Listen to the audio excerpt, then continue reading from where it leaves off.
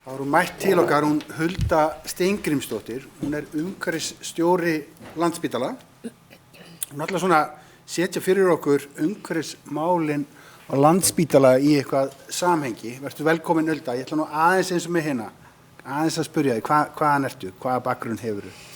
Sko, ég ætlaði að vera David Attenborough og læri líffræði og ána með þessi gróðurnöfn að ég vann við gróðurrannsóknir og svo voru það umhverfismáli sem að tókuðu strax í líffræðinni og eiginlega hef ég unni við þau síðan. Já, ok. Með einum öðrum hætti. Að upplagi.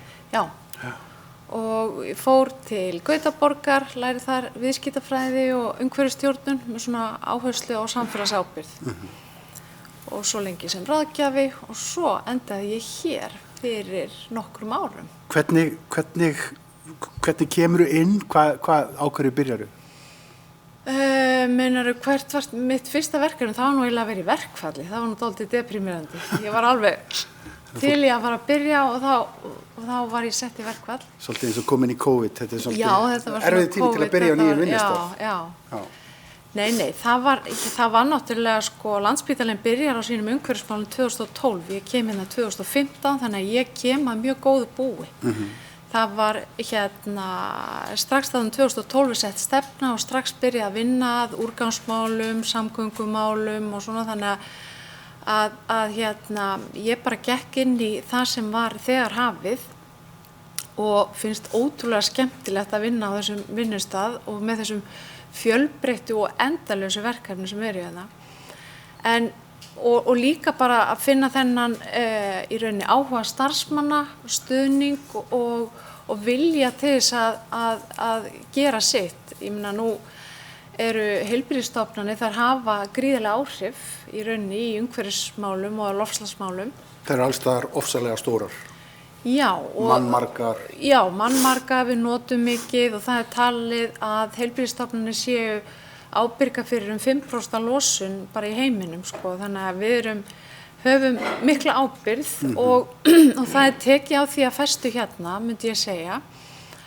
Og við höfum svona lagt áherslu á þrennt, það er svona bætta auðlindanýtingu sem er svona flokkun, vistvæn innkaup, minni sóun, einnota og svo er það náttúrulega heilsueflandi vinnustaðir af því að umhverfismál og heilsa eru eiginlega sami hlutur bara mjög skyld.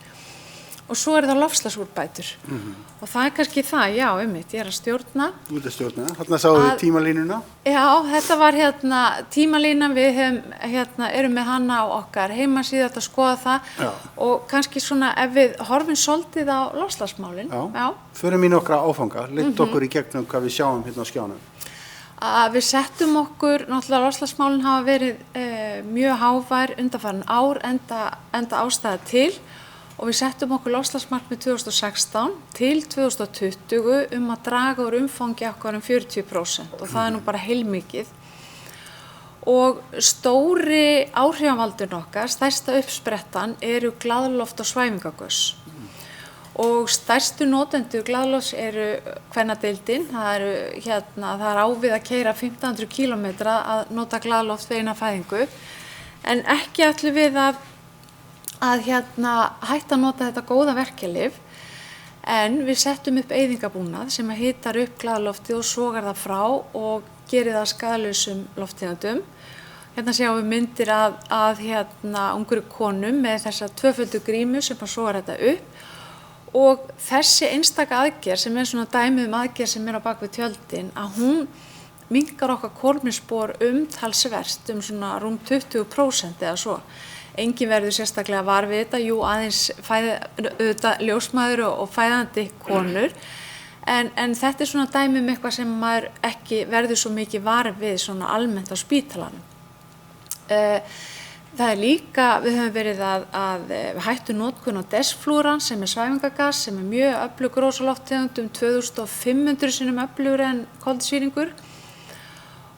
En sjúklinga þurfum við eigi óttast því að við náttúrulega hugsum alltaf fyrst gæði heilbrigðisþjónustunnar en í staðinn eru notuð svona infusion gös, skilst mér, og ég kannski komin út á hálan ís. Komin mjög djúpt í klíník, en öryggisjúklinga alltaf í fyrirrúmi. Öryggisjúklinga alltaf og gæði þjónustunnar. bara örstutt hérna þessari góðu mynd að þessum gamla og fína olíukalli. Þetta var eina af þessum aðgerðum stóru sem við gerðum í loftslagsmarkmiðunum. Þú varst að parkera þessu, þú varst að leggja þessu. Já, þessu var bara lagt, þetta knúði áfram, bjó til gufu og knúði öll tæki í eldhúsi. Það var öllum tækjum skipt út og þetta svarar fyrir svona 5% okkar kolefnisspori, þannig að þarna eru komin önnur 5%. Þannig að þessar tvær aðgerðir sem kannski ekki svo margir verða varir við svara fyrir drjúgan hluta. Síðan eru það allskyns aðgerðir og hérna sjáum við rafvirkja.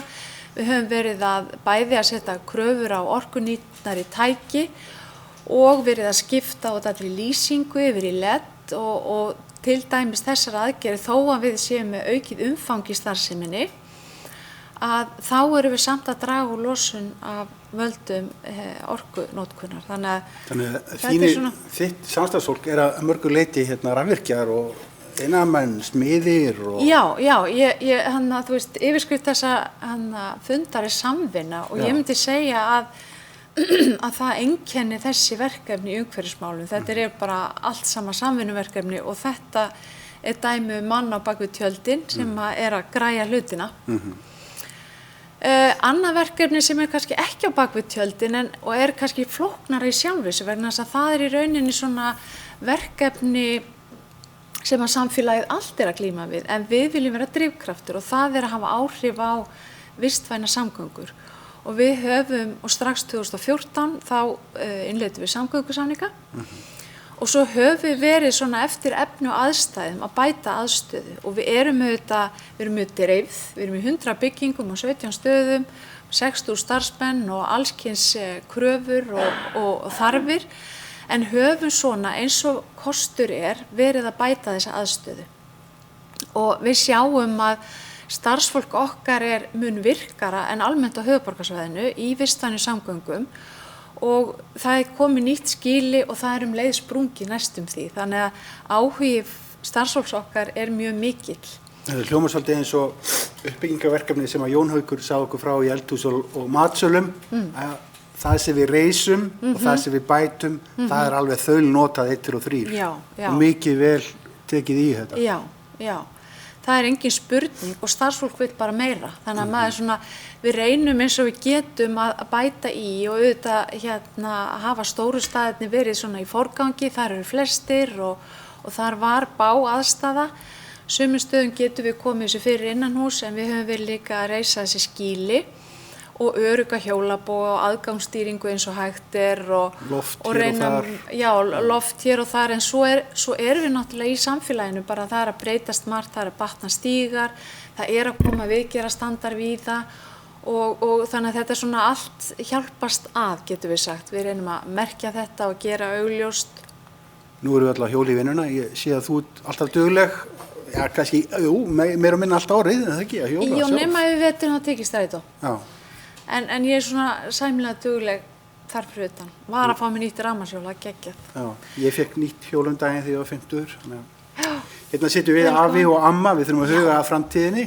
Það er nefnilega það. Til hamingju með nýja hlutur. Já, nú er ég nefnilega orðið amma og ég finn bara að mér finnst ég þurfa að spýta í lófana. Já, það er meira dræðið. Það er brýnt að gera eitthvað stórt og strax og bara allir að leggjast á eitt. Hér er mynd af búningsklefum, það er svona dæmi eitthvað sem við höfum verið að laga. Við erum náttúrulega alltaf að vinna umhverfismálin í samstarfi við einhverja. Hér er skýli sem að NLSH setti á Hringbraut og það er ákveðin glíma á Hringbrautasvæðinu. Benedikt var að fara yfir breytingar á Hringbrautasvæðinu. Við þurfum að halda í við þarfir starfsmanna okkar þó að það sé. Við fórum í frábært verkefni með strætó sem að heldur áfram. Hræpileg samgöngu strætókort. Og þar geta starfsmenn keypt árskort á tæpa 30.000 í staðinn fyrir 70. Því var rosalega vel tekið við fjórfölduðum fjölda þeirra sem voru árskortum og langflestir notaðu reglulega daglega. Við náttúrulega erum búin að vera með COVID, þannig að það hefur svona litað þetta en verkefni heldur áfram og þetta er mjög spennandi og strætó og sömuleiðis spenntir að halda þessu áfram og aðra stofnanir að prófa þetta módel. En það er svona dæmi eitthvað, einhverjum hentar að taka strætó, öðrum hjól öðrum að nota hérna svona örflæðislausnir. Við erum að prófa þetta líka á sumum starfsstöðum að geta bara bóka svona rafhlaupahjól á vinnufundi. Við sjáum að losun vegna vinnuferða starfsmanna er að minnka. Við sjáum að losun vegna leigubílanotkunar er að minnka. Og við sjáum náttúrulega líka að losun vegna flugferðar er að minnka. Það var ekkert skrítið á COVID-árinu en við höfum líka lært að nota fjarfundi og ég held að við munum ekki fara aftur í þessa miklu losun. Við höfum lært þetta að það er til þæginda, það er sparandi og veseninsparandi að vera í þessu. Heldur að sé þannig að COVID hafi mögulega ásamt mörgu öðru hræðilegu en samt verið kannski eitt stærsta skref sem við höfum stigið fram á við í umhverfismálum? Þetta er svona óvænt hliðarafurð. Já, ég held að sé hana gott og vont, við náttúrulega notum alveg svakalega mikið að einnota og dóti, en það er ýmislegt eins og til dæmis bara þetta með hérna ferðir. Færri útfarfa fundir, hreyfa fólk. Já, við bara finnum það öll hérna og ekki bara á spítalanum. Ég var að læra nýtt orð, þú ert greinilega farin að umgangast verkfræðinga mjög mikið þegar þú talar örflæðislausnir. Já, einmitt. Það eru hlaupahjólin og annað sem starfsfólki stendur til boða. Já, og við sjáum náttúrulega bara ungt fólk líka nota þetta mikið og það er hérna, það finnum við vel fyrir að unga fólkið að það kann vel að meta vinnuna við umhverfismál. Við erum að horfa líka á okkar eigin bílaflota, að það gengur hægar en við vildum, en við myndum vilja rafvæða, bílaflotan. Hérna er nú bara nokkra myndir, við erum komin að lokum, er það ekki? Jú. Ég ætla að segja að við viljum gjarnan miðla okkar árangri og deila honum. Er það ekki mikilvægt til þess að hvetja fólkið áfram líka? Já. Og við sækjum líka upplýsingar annað og reynslu og við fengum 2 viðurkenningar á síðasta ári sem við erum ægilega montin af, bæði af alþjóðlegum samtökum sem við erum aðilar að en líka frá Festu og Reykjavíkurborg fyrir árangur okkar í loftslagsmálum. Þannig að við erum mjög stolt af því. Hulda Steingrímsdóttir byggir nýjan vinnustað og hugsar til framtíðar. Takk kærlega fyrir þetta frábæra yfirlit. Já, takk.